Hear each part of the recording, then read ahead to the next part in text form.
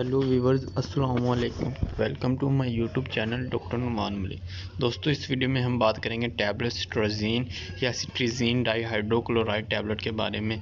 ये टैबलेट किन brand name से मार्केट से हमें आसानी से मिल जाएगी, इस टैबलेट के यूजेस क्या हैं, इस टैबलेट के साइड इफ़ेक्ट क्या हैं, इस टैबलेट की कंट्राडिक्शन क्या है और इस टैबलेट को यूज़ करने का प्रॉपर तरीका क्या है जिससे हमें बेहतरीन रिज़ल्ट देखने में मिले। इससे पहले दोस्तों, मेरी आप सब दोस्तों से रिक्वेस्ट है कि अगर आप मेरे चैनल पर नए हैं तो प्लीज़ मेरे चैनल डॉक्टर नुमान मलिक को सब्सक्राइब कर लें और साथ में मौजूद बेल आइकन को भी दबा लें ताकि आपको आने वाली मेरी हर लेटेस्ट वीडियो सबसे पहले बआसानी पहुंच सके।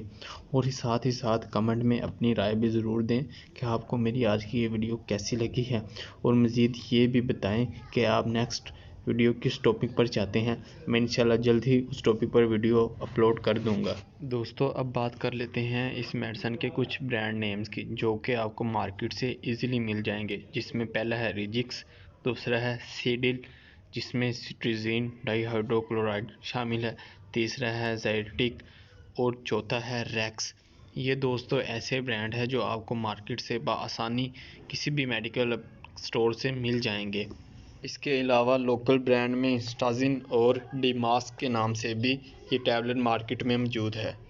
दोस्तों, अब इस टैबलेट की यूजेस की डिटेल में बात कर लेते हैं कि ये टैबलेट किस किस डिसीज़ में यूज़ हो सकती है। बेसिकली दोस्तों, इस टैबलेट के दो यूजेस हैं, एक तो राइनाइटिस और दूसरा है अर्टिकेरिया। अब बात कर लेते हैं इनको तफसील में कि ये कैसे कैसे यूज़ हो सकती है।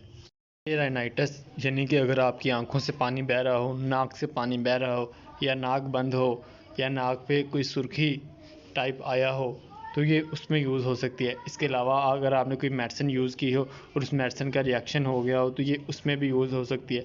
इसके अलावा ये सीजनल एलर्जी यानी कि किसी बंदे को पोलन से या डस्ट से एलर्जी होती है और उसके बाद उसके जिस्म पर खारिश, खुजली यानी कि अर्टिकेरिया जैसी कंडीशन हो जाती है तो ये उसमें भी यूज़ हो सकती है। इसके अलावा दोस्तों, अगर आपको किसी छोटे कीड़े ने काटा है यानी कि मधुमक्खी हो गया या चींटी, तो उसके बाद जो स्वेलिंग होती है, जो खुजली होती है, ये उसमें भी यूज़ हो सकती है। स्कैब्रीज यानी कि जिसमें पूरी बॉडी पे इचिंग होती है यानी कि पूरी बॉडी पे खारिश रहती है, ये उसमें भी यूज़ हो सकती है। एलर्जिक एस्थीमा में भी ये as a supportive medicine use होती है। दोस्तों, ये तो हो गए इनके यूजेस। अब बात कर लेते हैं प्रिकॉशंस की, यानी कि कौन से पेशेंट इन मेडिसिन को यूज़ नहीं कर सकते। तो सबसे पहले है प्रेगनेंसी, यानी कि प्रेग्नेंट वूमेन इस मेडिसिन को डॉक्टर की एडवाइस के बगैर यूज़ नहीं कर सकती। सेकंड है ब्रेस्ट फीडिंग, यानी कि जो माएँ अपने बच्चों को दूध पिलाती हैं वो भी इस मेडिसिन को डॉक्टर की हिदायत के मुताबिक ही यूज़ करें। और तीसरा, जिन्हें सिट्रोजिन यानी कि सेकंड जनरेशन मेडिसिन से एलर्जी है वो भी इस टैबलेट को यूज़ नहीं कर सकते डॉक्टर की एडवाइस के बगैर। इसके अलावा दोस्तों, जिनकी किडनी का मसला है या लीवर का मसला है, जिनका प्रोस्टेट लार्ज है, वो इसको यूज़ नहीं कर सकते। दूसरा, जिनको सेकंड जनरेशन मेडिसिन से मसला है यानी कि सिट्रोजिन भी सेकंड जनरेशन ही मेडिसिन है और अगर किसी को सेकंड जनरेशन मेडिसिन लेने से एलर्जी हो जाती है तो वो भी इस मेडिसिन को यूज़ नहीं कर सकते। दोस्तों, बात कर लेते हैं अब इसके साइड इफ़ेक्ट की। इसके ज़्यादा इस्तेमाल से बड़ों में बहुत ज़्यादा पेशाब आ सकता है या थकावट महसूस हो सकती है या नींद ज़्यादा आ सकती है। इसी तरह बच्चों में उनके पेट के दर्द का मसला हो सकता है। दोस्तों, अब इसके डोजेज़ की बात की जाए तो ये टैबलेट 5 mg और 10 mg में मार्केट में अवेलेबल है। बड़े जो हैं वो 10 mg ओडी यानी कि दिन में एक मरतबा खाना खाने के बाद रात से सोने से पहले इस्तेमाल कर सकते हैं, उस टाइम इसका बेहतरीन रिज़ल्ट होता है। और दूसरा ये कि इसमें सेडेशन प्रॉपर्टीज भी कम हो जाती हैं। सिट्रीजिन टैबलेट को दोस्तों आप दिन में 2 मरतबा और ज़्यादा 3 मरतबा भी यूज़ कर सकते हैं, लेकिन ये आपका डॉक्टर आपको देखने के बाद ही, आपकी कंडीशन को जांचने के बाद ही आपको प्रिस्क्राइब करेगा। अब दोस्तों, इसके साथ साथ मैं आपको ये बताता चलूँ कि ये इसमें भी कुछ सेडेशन प्रॉपर्टीज़ शामिल हैं। हालांकि फ़र्स्ट जनरेशन की निस्बत इसमें बहुत कम सेडेशन होती है यानी कि नींद बहुत कम आती है, फ़र्स्ट जनरेशन मेडिसिन यूज़ करने से ज़्यादा आती है।